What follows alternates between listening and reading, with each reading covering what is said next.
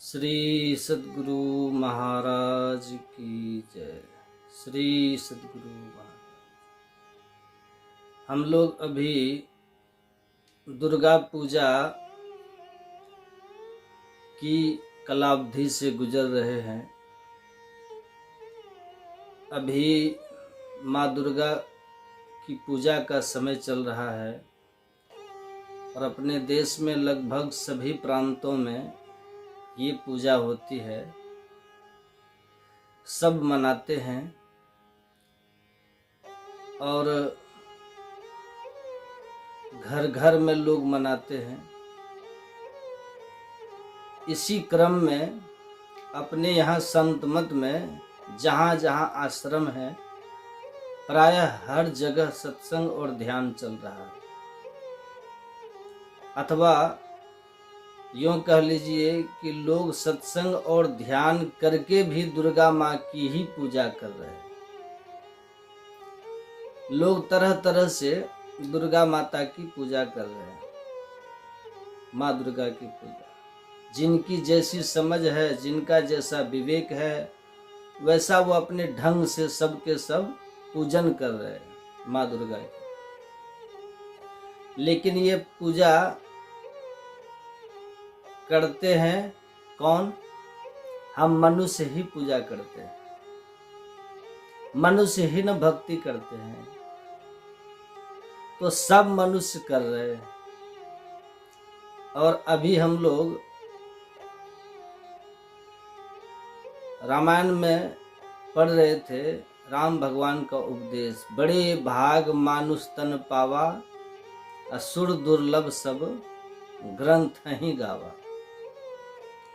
साधन धाम मोक्ष कर द्वारा, अपाई न जही और लोग सवारा। भगवान राम कहते हैं, मेरी प्रजाओं, यह जो मानव का शरीर मिला हुआ है बड़े भाग से मिला हुआ है और यह सुर दुर्लभ है, देवताओं को भी यह दुर्लभ है। इसकी खासियत क्या है? इस मनुष्य शरीर की, इस मनुष्य शरीर की विशेषता क्या है? यह देवताओं को दुर्लभ क्यों? तो भगवान कहते इसलिए कि मानव तन के भीतर में मोक्ष कर द्वारा है, इसमें मोक्ष का द्वार लगा हुआ है। और अपने यहाँ मोक्ष को बहुत तरह से महापुरुष लोग समझते और समझाते हैं। मोक्ष का एक अर्थ होता है छुट्टी, आप लोग जानते होंगे। और मोक्ष का ही दूसरा भाव है ईश्वर से मिल जाना, ईश्वर का दर्शन करना और ईश्वर से मिल करके एक हो जाना, एकम एक हो जाना। इसको भी हम अपने यहाँ कहते हैं मोक्ष। एक बार और जानते होंगे कि ईश्वर से हम मिल गए, कह तो देते हैं मिल गए, लेकिन संतों की भाषा में, महापुरुषों की भाषा में ईश्वर से जीव का मिलना, इसको लय होना कहते हैं। लय, लय किसको कहते हैं? लय कहते हैं एक बार मिल जाने के बाद फिर अलग न हो। जैसे नदी का पानी है, सागर में मिल जाती है, फिर वो अलग नहीं होती, मिल करके एक हो जाती है। पानी पानी से मिल गई तो लय हो गई, मिट्टी मिट्टी में मिल करके लय हो जाती है। जो जहां से निकलता है वही जब जाकर के वो मिलता है, उसी को कहते हैं लय। तो हम लोग कहाँ से निकले हैं? हम लोग हैं कौन? हम लोग कौन हैं? अभी तो कोई कहते हैं कि हम स्त्री हैं, कोई कहते हैं हम पुरुष हैं, ऐसा लोग कहते हैं। लेकिन वास्तव में हम लोग हैं कौन? हम लोग न स्त्री हैं न हम लोग पुरुष हैं। हम लोग कौन हैं? हम लोग हैं जीव, जीवात्मा है हम लोग। शरीर है मर और जीव है अमर। शरीर है जड़ और जीव है चेतन। शरीर है विनाशी और जीव है अविनाशी। यही भगवान श्री राम ने अपनी प्रजाओं से कही। भगवान कहते हैं, आकर 4,84,000 योनि भ्रमत यह जीव अविनाशी। जीव अविनाशी, शरीर है विनाशी, तो आप और हम जो जीवात्मा हैं, ये कहाँ से निकले हैं? शरीर हमारा कहाँ से निकला? शरीर हमारा 5 तत्व से बना हुआ है। 5 तत्व से बना है हमारा शरीर, लेकिन हम तो शरीर नहीं है, हम लोग तो इसके भीतर में रहने वाले जीव तत्व हैं। तो जीवात्मा किससे निकला है? ये जीवात्मा किससे बनी है? धर्म ग्रंथों को आप पढ़ेंगे, महापुरुषों ने कितना समझा समझा के कहा है। श्रीमद् भगवद गीता में भगवान कृष्ण कितना बढ़िया कहते हैं। श्री कृष्ण भगवान की वाणी है, ममे वांसो जीव लोके जीव भूत सनातन। अर्जुन, ये जो जीव है ना, ये मेरी ही संतान है। और संतान कहने का मतलब ये हमसे निकला हुआ है, ये मुझसे प्रकट हुआ है। तो जीव निकला है ईश्वर से, परमात्मा से। और शरीर 5 तत्व का बना हुआ है। ये शरीर जो है ना हम लोगों का, ये 5 तत्व से ये बना हुआ है। फिर 5 तत्व में ही जाकर के मिल जाता है हमारा। जला दीजिए तब भी, और दफना दीजिए तब भी, और जल प्रवाह कर दीजिए तब भी, कुछ भी कर दीजिएगा ना, तो अंत तो गत्वा शरीर हमारा 5 तत्व में ही जाकर के मिल जाता है। लेकिन हम तो उसके बाद भी रहते हैं, हम तो उसके बाद भी रहते हैं। अग्नि हमें जला नहीं सकती, अग्नि हमको जला नहीं सकती, मतलब जीवात्मा को अग्नि नहीं जला सकती। जीवात्मा को पानी भींगा भी नहीं सकता, सड़ाने की बात तो दूर है। जीवात्मा को हवा स्पर्श भी नहीं कर सकती, सुखाने की बात तो दूर है। और इसी बात को श्री कृष्ण भगवान कह देते हैं, नैनं छिन्दन्ति शस्त्राणि नैनं देहति पावकः न चैनं क्लेदयन्त्यापो न शुष्यति मारुतः। इस आत्मा को तलवार काट नहीं सकती है, पानी भिंगा नहीं सकता है, अग्नि इसको जला नहीं सकती है, और हवा इसको सुखा भी नहीं सकती। वो तत्व हम हैं। ये तो हम लोग बराबर देखते रहते हैं कि शरीर हमारा जाकर छूटा, मर गए, और 5 तत्व में जाकर के मिल करके विलीन हो गए, वो लय हो गया उधर।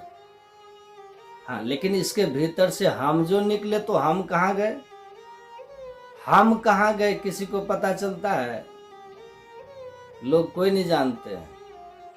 सब देखते रहते हैं, सब देख रहे हैं। पत्नी देखती है कि पति निकल गया, पर कहाँ गया पता ही नहीं। माँ देखती है कि बेटा सामने में मर गया, पर वो कहाँ गया पता ही नहीं। पुत्र भी देखता है कि माँ मरी तो सही, पर गई किधर? कोई जानते हैं? कोई नहीं जानते। पर हैं, इस देह से निकलने के बाद तब भी हम रहते हैं। किधर जाते हैं पता ही नहीं चलता है। हाँ, लेकिन जो निकलते हैं उसको पता होता है कि हम किधर जा रहे हैं।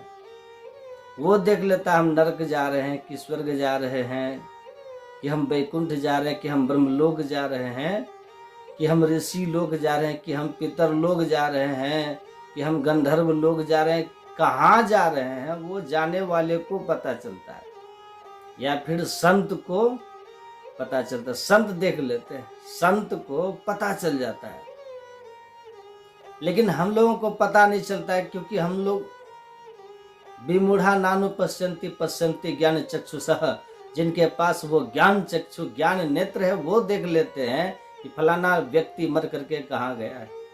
वो देख, उनको पता चल जाता है, वो देख लेते हैं। लेकिन हम लोग को पता नहीं चलता कहाँ जाते हैं, किस लोक में चले जाते हैं, कोई पता नहीं। जहाँ गए फिर वहां से जन्म लेते हैं। अशुभ कर्म किए हैं तो नरक भोग करके तब जाएंगे 84 लाख में। शुभ कर्म किए हैं तो स्वर्ग भोग करके तब जाएंगे 84 लाख में। यदि ध्यान भजन सत्संग किए हैं, सदाचार पालन किए, तो स्वर्ग भोग करके फिर आएंगे मनुष्य में। ये चलते रहता है, क्रम चलते रहता है हम लोगों का। वही भगवान कहते हैं, आकर 4,84,84 जोनि भ्रमत, ये भ्रमण करता है, भ्रमण का काम चलते रहता है। कभी इधर से उधर, उधर से इधर चलते रहता है। लेकिन स्थिरता कब आएगी हमारे भीतर? हम स्थिर कब होंगे? तो जहां से हम निकले हैं जब वहीं चले जाएंगे ना, तब स्थिर हो जाएंगे। स्थिर होने का मतलब क्या है? जन्म मृत्यु का चक्कर हमारा समाप्त हो जाएगा। तो कहाँ से हम निकले हैं? भगवान कहते हैं हमसे निकले हैं। ऐसी बात को तुलसीदास जी महाराज कहते हैं, जब ते जीवते हरिते बिल गान्यो, तब ते देह गेह निज जान्यो, हम माया बस स्वरूप बिसरायो, अते ही भ्रम ते नाना दुख पायो।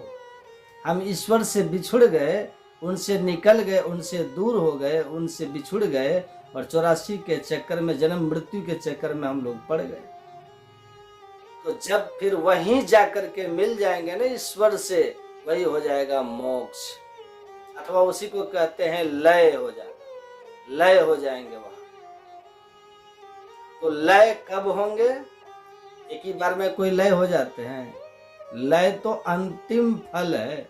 लय, ईश्वर से मिलना तो अंतिम फल है। आज शुरू कहाँ से है? इसकी शुरुआत कहाँ से है? इसकी शुरुआत है पूजा से। पूजा से हम पूजा से शुरू करते हैं और लय तक की यात्रा करते हैं। हम मतलब जीवात्मा, जीवात्मा मतलब वो जीवात्मा जो मानव तन में है, वो जीवात्मा है। तो सिंह में भी जीवात्मा, लेकिन वो पूजा नहीं कर सकता सिंह। हाथी में भी जीवात्मा ही है, लेकिन वो पूजा नहीं कर सकता हाथी। चींटी के भीतर भी जीवात्मा, पर वो पूजा नहीं कर सकती। देखते पेड़ पौधा में भी है, वो भी सजीव है, लेकिन वो पूजा कर पाएगा? पेड़ पौधा नहीं कर पाएगा। इस मानव तन में जो आकर के रहने लग गए, जो बस गए, मानव तन में जो जन्म लिया है ना, वही जीवात्मा पूजा करके प्रारंभ कर सकते हैं और लय तक की सफर कर सकते हैं। यही जीवात्मा कर सकते हैं। इसका सूत्र बना हुआ है, श्लोक लिखा है, ऋषि का वाक्य है, ऋषि लिखे। ऋषि कहते हैं, पूजा कोटि समं स्तोत्रम, स्तोत्र कोटि समो जपः, जप कोटि समं ध्यानम, ध्यान कोटि समो लयः। ये क्रम है। हम पूजा से प्रारंभ करेंगे, लय तक हम जाएंगे। अभी पूजा चल रही है ना पूरी दुनिया में, सबके सब पूजा कर रहे हैं माँ दुर्गा की, लेकिन पूजा का उद्देश्य क्या है? पूजा का उद्देश्य है कि हमको पूजा करके लय तक पहुंचना है, तब पूजा सफल है। तो सब पूजा अभी कर रहे हैं पूरी दुनिया में। कोई दुर्गा माँ की फोटो लगा करके तब पूजा करते हैं, कोई दुर्गा माँ का फोटो लगा करके मूर्ति बना करके पूजा करते हैं, कोई मंदिर में जा करके पूजा कर रहे हैं, कोई घर पर ही बैठकर अपने घर में ही सब व्यवस्था करके पूजा कर रहे हैं।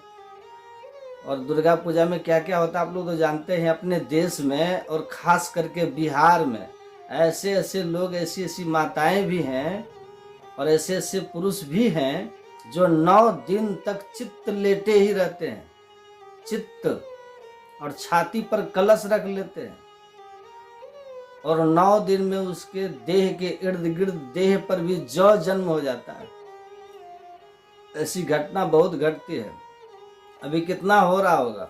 तो जिनकी जैसी समझ है, जिनकी जैसी क्षमता है, वो सब पूजा करते हैं। अपने यहाँ ही कितना फूल फल चढ़ा करके पूजा कर लेते हैं, कितना धूप दीप नैवेद्य दिखा करके पूजा कर लेते हैं, कितना दूध जल चढ़ा करके पूजा कर लेते हैं, कितना मेवा मिष्टान चढ़ा करके पूजा कर लेते हैं, और कितना तो बकरी मुर्गी भी चढ़ा करके पूजा कर लेते हैं। बलि, सब तरह से पूजा कर रहे हैं ना लोग। कितना बलि चढ़ा देते हैं तब पूजा करते हैं, कितना फुलेस चढ़ा करके तब पूजा कर रहे हैं, कितने तरह से लोग पूजा कर रहे हैं। ये पूजा करना प्राचीन परंपरा है। पूरा पूजा सब करते हैं, पर किस प्रकार की पूजा करने से और किस प्रकार से पूजा करने से हमारा भला है और लय तक हम पहुंचेंगे, ये कौन जानते हैं? ये कोई बिरले ही जानते हैं, ये सबको पता नहीं है। हाँ, पूजा करने की परंपरा प्राचीन है। धर्म ग्रंथों में लिखा है, अपने देश में राम भगवान ने दुर्गा माँ की पूजा की है। यही रामनवमी, तब ना अंतिम में रावण का पुतला जलता है। और भागवत में लिखा है, कृष्ण भगवान ने दुर्गा माँ की पूजा की है। जब रुक्मिणी जी का भगवान ने हरण किया तो दुर्गा माँ के मंदिर में ही गए हैं द्वारिका में। द्वारिका में भगवान श्री कृष्ण ने दुर्गा माँ का भव्य मंदिर बनवाया। भगवान के द्वारिका में दुर्गा मंदिर था और उसी दुर्गा मंदिर में जाकर के भगवान श्री कृष्ण ने रुक्मिणी जी का पानी ग्रहण किया। विवाह भगवान ने उनके साथ किया है। और जब भगवान श्री कृष्ण रुक्मिणी जी को लेके भाग रहे थे तो कहाँ से भागे थे? दुर्गा मंदिर में से ही लेकर के भागे थे भगवान। दुर्गा मंदिर भी गई थी रुक्मिणी माता पूजा करने। ये भी लिखा है, भागवत में पूरा वर्णन है। और दुर्गा मंदिर में जाकर के रुक्मिणी माता ने स्तुति की है माता की, माँ दुर्गा की। नमस्ये त्वाम्बिके भिक्षणम स्वसंतानताम शिवाम। व्रयात पत्र में भगवान कृष्णस्तु मोदताम। हे माता, आपको पुत्र सहित मैं नमन करती हूँ। रुक्मिणी माता ने कहा, आप ऐसा आशीर्वाद दीजिए, ऐसा वरदान दीजिए कि मेरा पति श्री कृष्ण बन जाए। पूजा की है रुक्मिणी माता ने। दुर्गा माँ की पूजा करके, भगवती की पूजा करके रुक्मिणी माता उधर से निकली और उसी समय भगवान श्री कृष्ण ने रुक्मिणी जी का हाथ पकड़ के खींच के अपने रथ पर बैठाए लेके भाग गए। हरण किया है रुक्मिणी का भगवान ने। और तब वहां द्वारिका में जाकर के दुर्गा मंदिर में भगवान ने रुक्मिणी जी का पानी ग्रहण किया है। पूजा करके तब पानी ग्रहण किए। और सीता माँ का पढ़िए, सीता माता का भी लिखा है, स्वयंवर होने वाला है। और स्वयंवर होने के एक दिन पहले गई है गौरी पूजन करने के लिए माता सीता। और जाके वहाँ मंदिर में सीता माता गई और माँ के सामने खड़ी हो गई है सीता माता। यदि आप कहेंगे, हालांकि वो जगदम्बा माता का मंदिर है, वहां जाकर के माता सीता दुर्गा की, जगदम्बा की पूजा कर रहे हैं। और दुर्गा पार्वती माता ही दुर्गा बनी है। पार्वती माता का ही 9 रूप है दुर्गा का। पार्वती माता के 9 रूप है दुर्गा का। माता पार्वती का ही ये रूप है। वहां माता सीता गई और भगवती के सामने खड़ी होकर के स्तुति कर रहे हैं। माता सीता की आंख बंद है, हाथ जोड़ी हुई हैं और बहुत विनम्र होकर के, प्रेम श्रद्धा से आप्लावित होकर के माता सीता ने भगवती का स्तवन किया है, उनकी स्तुति करी है। और तुलसीदास जी ने लिखा है इस रामायण में, जय जय गिरिवर राज किशोरी, जय महिष मुख चंद्र चकोरी, जय गज बदन सडाडन माता, जगत जननी दामिनी दिति गाता, देवी पूजी मन कमल तुम्हारे, सुर नर मुनि सब होहि सुखारे, मोर मनोरथ जानन के बसहु सदा उर सब ही के। बहुत लंबी स्तुति की है माता सीता ने। और स्तुति करते करते माता सीता इतना प्रेम से भरी, इतना प्रेम से उनका हृदय सराबोर हो गया। तुलसीदास जी लिखते हैं, विनय प्रेम बस। इतना इनके भीतर से विनम्रता, विनय और प्रेम, प्रार्थना और प्रेम ऐसा प्रवाह चला है कि सामने जो माता जगदम्बा है ना, वो उनके प्रेम के बस हो गई। विनय प्रेम बस भई भवानी, विनय प्रेम के बसीभूत हो गई। और परिणाम इसका क्या होता है वो मूर्ति, पत्थर की मूर्ति थी, वो हंसने लग गई मूर्ति। अभी गुरु महाराज हंसने लगे तो कैसा लगेगा आपको? आश्चर्य लगेगा। पूजा कर रहे हैं, यदि फोटो हंसने लग जाए तो डर जाते हैं, कहीं डर जाएंगे लोग, डर हो जाएगा। और जो बहुत भक्त होंगे, श्रद्धालु होंगे तो अरे गुरु महाराज प्रकट हो गए, खुश हो जाएंगे वो। और जिनका दिल कमजोर होगा वो भाग जाएंगे, कितने डर जाएंगे। हाँ, लेकिन देखिए वो पत्थर की मूर्ति है, पत्थर की मूर्ति हंसने लग गई, पत्थर की मूर्ति हंसने लग गई है। पत्थर पर हंस रहे हैं। हिरण्यकश्यप के घर के खंभा था ना, खंभा है, खंभा, नरसिंह भगवान दहाड़ते हुए प्रकट हो गए। क्यों प्रकट हो गए? प्रहलाद की प्रार्थना वैसी थी। प्रहलाद जी ने प्रहलाद में वो क्षमता थी। कहाँ हिरण्यकश्यप ने, कहाँ भगवान है तेरा, बताओ। प्रहलाद जी ने कहा मेरा भगवान तो सब जगह, हम में, तुम में, खड़क हम में, कहाँ नहीं है भगवान मेरा, वो तो सब जगह है। हरि मही तनु है, तनु मही हरि है, सर्व निरंतर सोई रे। कहीं कबीर राम नाम न छाड़िए, सहजई होई सो होई रे। वो तो सब जगह है, पर प्रहलाद के भीतर प्रार्थना का बल ऐसा था, प्रहलाद के भीतर सामर्थ्य ऐसा था कि प्रहलाद की रक्षा करने के लिए खंभ से भगवान प्रकट हो गए। वो तो पत्थर था, पत्थर था वो, और पत्थर में भगवान नहीं रहते हैं क्या? भगवान तो सब जगह है ना, हरि व्यापक सर्वत्र समाना। अब प्रकट कैसे होंगे? कहा प्रेम ते प्रकट, प्रेम से प्रकट हो जाते हैं। पत्थर की मूर्ति है, माता सीता ने जैसी स्तुति की है, तुलसीदास जी लिखते हैं विनय प्रेम बस भई भवानी, खसी मूर्ति मुस्कानी। जगदम्बा के गले में जो माला पहनी हुई थी ना, जगदम्बा माँ, कोई पंडित जी पहनाए होंगे या माता सीता ही पहनाई होगी, वो माला उस मूर्ति के गला से निकल करके और माता सीता के गला में चली गई। उनकी पूजा की कितनी महिमा है। और केवल हंसी ही नहीं, मूर्ति माला ही केवल नहीं पहनाई है, वो मूर्ति फिर बोलने लग गई। ये कब की घटना है? ये कब की घटना है? ये घटना है त्रेता युग की घटना है। ये घटना तो त्रेता की है, और आप सुने होंगे कलयुग में इस तरह की घटना, कई घटनाएं घटी है। पढ़े आप?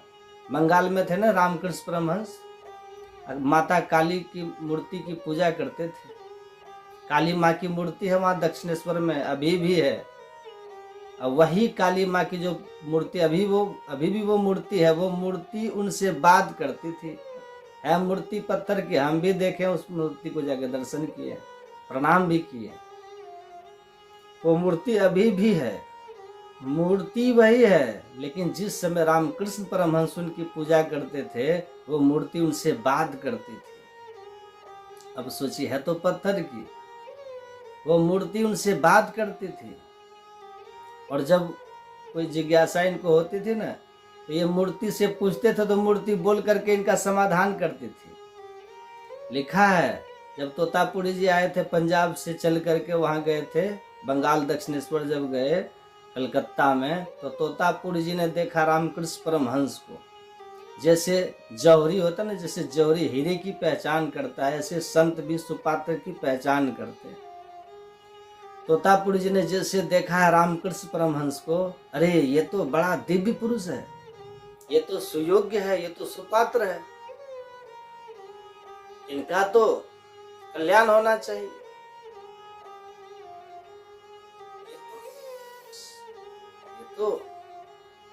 इनका तो कल्याण होना चाहिए। पर अभी तक हुआ क्यों नहीं है? तो तोतापुरी जी ने रामकृष्ण परमहंस को अपने पास बुलाया और रामकृष्ण परमहंस जी से कहा, तोतापुरी जी ने कहा कि देखो तुम हमसे ब्रह्म दीक्षा ले लो, हमसे तुम दीक्षा ले लो। रामकृष्ण परमहंस ने क्या कहा? कहा अभी नहीं लूंगा। कहा तब? कहा पहले माँ से पूछूंगा। माँ मतलब वही काली माँ।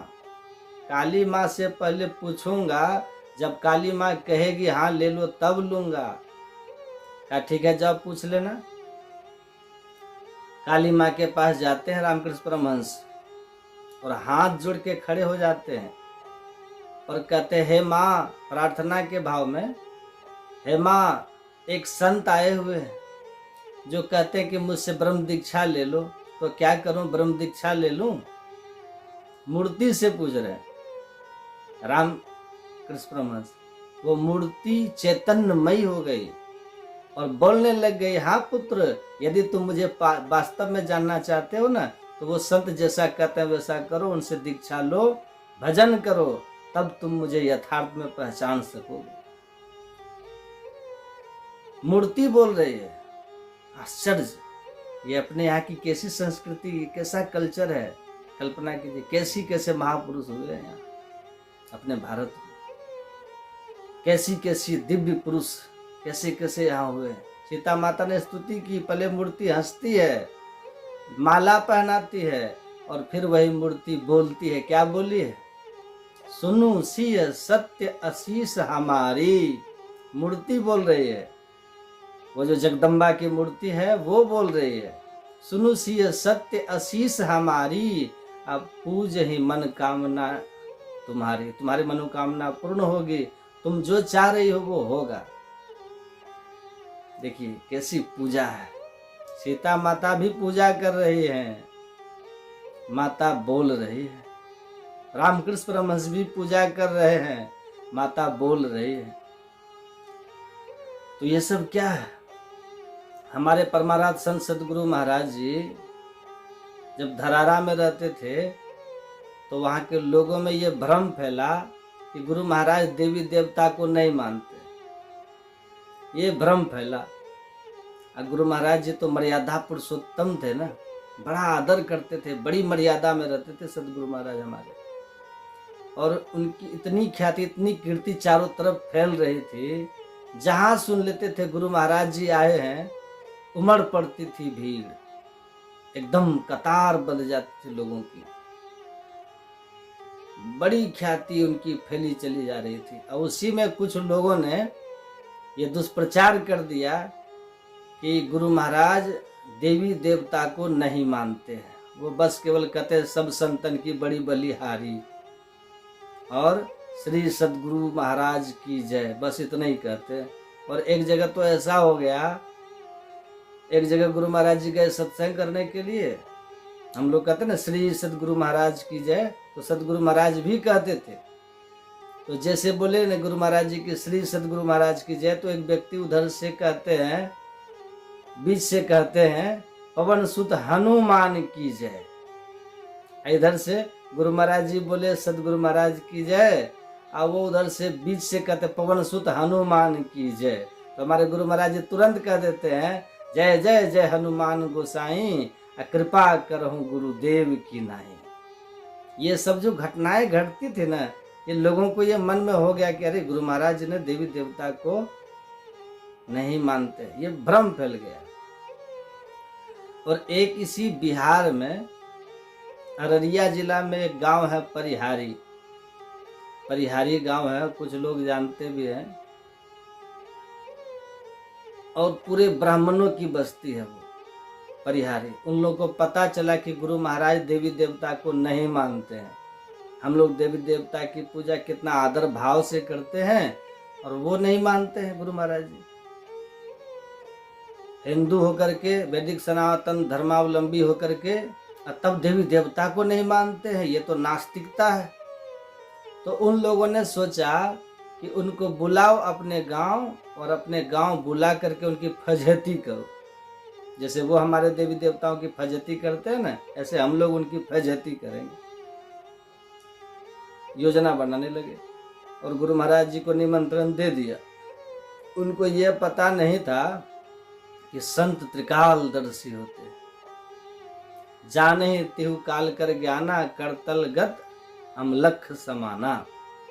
वो तो तीनों काल की बात को जानते हैं, भविष्य में क्या होने वाला है, अब भूतकाल में क्या हो गया, अब वर्तमान में किन के भीतर क्या चल रहा है, ये सब उनको पता होता है, उनसे कुछ छुपा हुआ नहीं रहता है। हमारे गुरु महाराज जी तो यहाँ तक कहते थे, मेरे पास ऐसे ऐसे लोग आते हैं और ऐसा ऐसा भाव लेकर के मन में आते हैं, यदि उनके मन की बात को मैं कह दूं तो मेरे पास कोई आएगा ही नहीं। सब देखते थे गुरु महाराज जी, और कहते कहते ये भी कहते थे, तुम लोग का जो हृदय है ना, वो कांच की अलमारी की तरह है।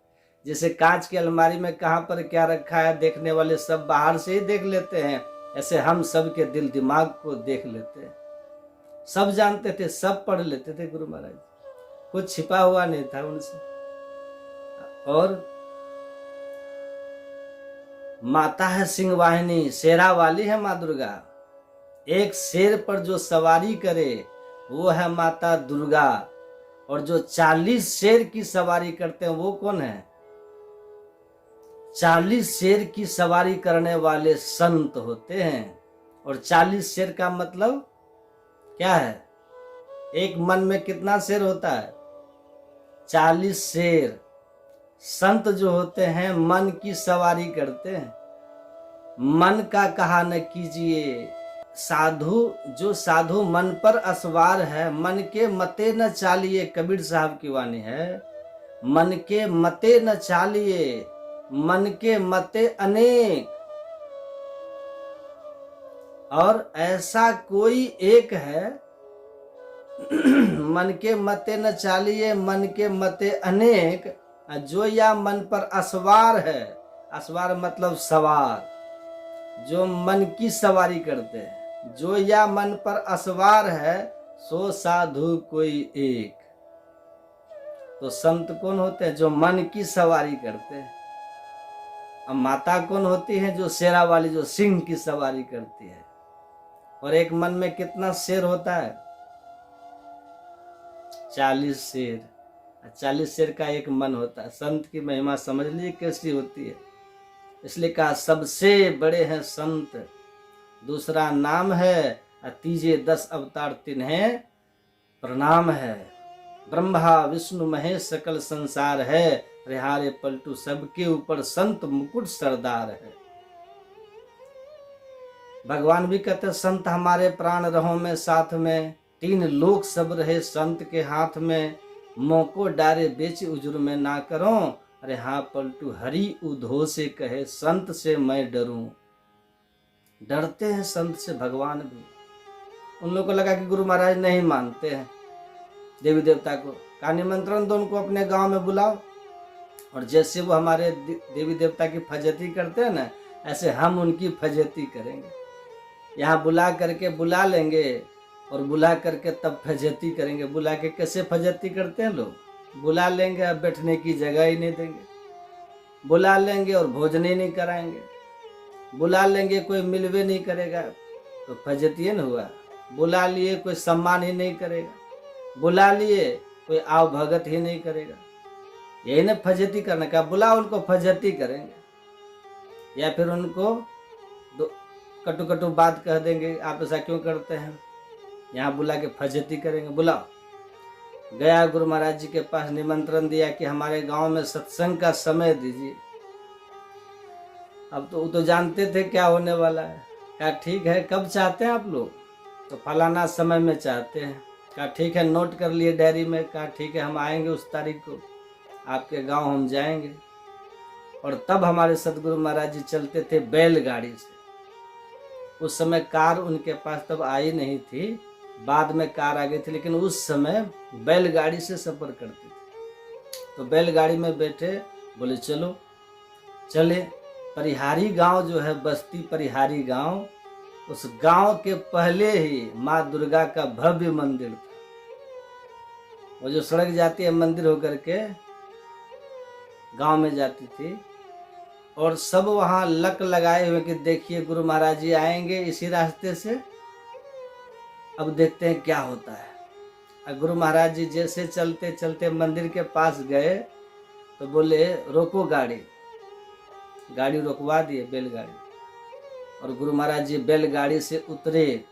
उतर करके गए मंदिर, और वही दुर्गा माता जी का मंदिर था। और सब ब्राह्मण देवता सब देख रहे थे, जहां तहां से सब तैयार थे ना, सब देख रहे थे।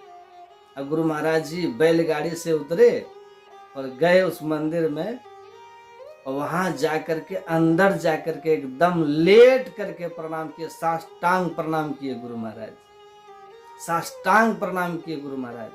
कबीर साहब कहते न, जब सोवो तब करो दंडवत भाव मिटावो दूजा। वहां द्वैत भाव है ये नहीं है। यहाँ तो जड़ चेतन जग जीव जत सकल राम मैं जानी, बंदों तिनके पद कमल सदा जोड़ी जुग पानी। सिया राम मैं सब जग जानी, करो प्रणाम जोड़ी जुग पानी। विद्या विनय संपन्ने ब्राह्मणे गविहस्तिनी, सुनी चव स्वपा के च पंडिता समदर्शिनः। जो समदर्शी महापुरुष होते हैं, उनकी दृष्टि में तो ईश्वर के सिवा कुछ होता ही नहीं है। केवल ईश्वर ही ईश्वर उनकी दृष्टि में होते हैं। यही जाने जग जाए हैराई, जागे जथा स्वपन ब्रह्म जाई। महापुरुषों की दृष्टि से संसार हेरा जाता है। ऐसे महापुरुष गुरु महाराज, और उन लोगों ने जैसे देखा गुरु महाराज जी को प्रणाम करते हुए, अरे ये लोग झूठ मूठ का बोलता था कि गुरु महाराज जी देवी देवता का सम्मान नहीं करते, देखो ये तो मात के सामने साष्टांग प्रणाम कर रहे हैं। और इतना सम्मान वहां के लोगों ने किया गुरु महाराज जी का कि मत पूछिए, बहुत सम्मान किया। और उसी गांव के बाद में एक साधु बने जिनका नाम पड़ा था, जिनका नाम था विष्णुकांत बाबा, बड़े दिव्य महापुरुष हुए। और अभी उन्हीं का भतीजा है सचिकांत बाबा, अररिया रानीगंज में रहते हैं, आश्रम बना करके अररिया जिला में रानीगंज में रहते हैं। देखिए पूजा की पद्धति है ये, और सब राम भगवान ने किया, कृष्ण भगवान ने किया, सीता माँ ने पूजा की है, रुक्मिणी जी ने पूजा की है, ये सब पूजा किए। पढ़ेंगे ना आप लोग, मेघनाथ ने भी पूजा की है, मेघनाथ भगवती की पूजा मेघनाथ ने भी की है। लेकिन जो राम भगवान खुद पूजा किए हैं, शक्ति की पूजा जो भगवान खुद ने की है, उसी राम भगवान ने कहा कि जाओ मेघनाथ पूजा कर रहा है, उसकी पूजा को विध्वंस करो। भगवान ही कह रहे हैं। यहाँ भगवान देखिए मोक्ष का उपदेश कर रहे हैं, साधन धाम मोक्ष कर द्वारा मोक्ष पाना है, और यदि मोक्ष पाना है तो पूजा तो करना ही पड़ेगा, लय पाना है तो पूजा करना ही पड़ेगा। और खुद भी पूजा किए, वही पूजा जब मेघनाथ कर रहा है तो मेघनाथ को पूजा करने से रोकवा रहे, ये कैसी बात। अब क्यों भगवान ने रोकवाया है मेघनाथ जी को पूजा करने से? लक्ष्मण से बोले जाओ मेघनाथ का वो पूजन अर्चन जो कुछ कर रहा है उसकी पूजा को विध्वंस करो, उनकी पूजा में बाधा डालो। लक्ष्मण जी गए हैं धनुष बाण लेकर के, और साथ में अंगद हनुमान सबके सब गए हैं, और उनकी पूजा में विघ्न डाल दिए। ऐसा क्यों किए? कारण क्या है? देखिए कारण है यहाँ, मेघनाथ जो पूजा कर रहा था ना, उसके पूजा में कुछ दोष था। दोष युक्त पूजा अपने यहाँ ग्राह्य नहीं है, स्वीकार नहीं है। क्या उनके पूजा में दोष क्या था? पहला दोष तो ये था, वो जो पूजा कर रहा था ना मेघनाथ, वो दूसरे को मारने के लिए पूजा कर रहा था। ये पूजा करेंगे तो लक्ष्मण जी का वध करेंगे, पूजा करके शक्ति प्राप्त करेंगे, और शक्ति पा करके हम लक्ष्मण का वध करेंगे। उनका लक्ष्य बदल गया ना। पूजा का लक्ष्य होना चाहिए लय। पूजा कोटि समंग स्तोत्रम स्तोत्र कोटि समो जपः, जप कोटि समो ध्यानम ध्यान कोटि समो लय, लय होना चाहिए। लेकिन वो पूजा का लक्ष्य क्या बना रहा है? लक्ष्मण का वध, दूसरे का वध, दूसरे का वध। यदि कोई पूजा करे दूसरे को हानि पहुंचाने के लिए, तो दूसरे का वध करने के लिए, वो पूजा स्वीकार नहीं है। और यदि कोई पूजा करे दूसरे को नीचा दिखाने के लिए, तब वो भी स्वीकार नहीं है। अब भागवत में लिखा है, वामन भगवान ने बलि की पूजा रोक दिया। क्यों रोकवाए? क्योंकि बलि का उद्देश्य ये था, ये पूजा करके अश्वमेध यज्ञ करके हम देवताओं को स्वर्ग से भगा देंगे। तो वहाँ भी जाकर के वामन भगवान ने उसको विघ्न किया है ना। याचना के बहाने, 3 पग भूमि मांगने के बहाने भगवान उसका 3 लोक ले लिया। अब पूजा से 3 लोक से उसको बेदखल कर दिया खुद जाकर। यहाँ पर मेघनाथ ने एक उद्देश्य तो ये था कि ये पूजा करके हम शक्ति प्राप्त करेंगे और लक्ष्मण का वध करेंगे, उसका उद्देश्य खराब हो गया मेघनाथ का। इसलिए पूजा करने के समय देखिए उद्देश्य हमारा क्या है। पूजा का बस एक ही उद्देश्य होना चाहिए, क्या? कि हमें हमारा कल्याण हो। भगवान राम कहते हैं, आकर 4 लक्ष्य 84 जोनी भ्रमति है जीव अविनाशी, फिरत सदा माया कर प्रेरा, काल कर्म स्वभाव गुण घेरा, कबहू करी करुणा नर देही, देत इस बिनु हेतु सनेही। भगवान कितनी कृपा करके, ईश्वर ने कृपा करके हमें मानव तन हमें दिया, तो मानव के तन में रह करके पूजा करके अपना कल्याण करना चाहिए। न कि किसी का वध करना चाहिए, किसी को दुखाना चाहिए, किसी को नीचा दिखाना चाहिए। यदि ऐसा हम लोग करते हैं तो वो पूजा भगवान को स्वीकार नहीं है, और जिनकी पूजा कीजिएगा उनको भी स्वीकार नहीं है। बात तो यहाँ ये है, जिनकी पूजा हम करेंगे ना, यदि लक्ष्य हमारा ठीक नहीं है उनको भी स्वीकार नहीं है। और दूसरा कारण ये भी था मेघनाथ की पूजा का विध्वंस करने का, कि मेघनाथ जो पूजा करता था ना तो बलि देता था, निरीह प्राणियों का वध करता था माँ के पूजन में। भगवान ने कहा जाओ उसकी पूजा को रोको, खत्म करो। वो पूजा में कितने जीवों का हत्या करा, बलि प्रथा वही ना है, रोकवा दिए भगवान। और जान करके हनुमान अंगद सबके सब गए और हवन कुंड में पानी डाल दिए, क्या क्या डाल दिए जाए, खींच करके मेघनाथ को उठा लिए वहां से। छोड़ो मत करो तुम, जो भगवान खुद ही पूजा कर रहे हैं। अब पूजा करने के लिए भगवान कहते हैं, वो भगवान खुद ही देखिए पूजा रोकवा रहे हैं। ये कैसी बात है, ये भगवान पूजा रोकवा रहे हैं।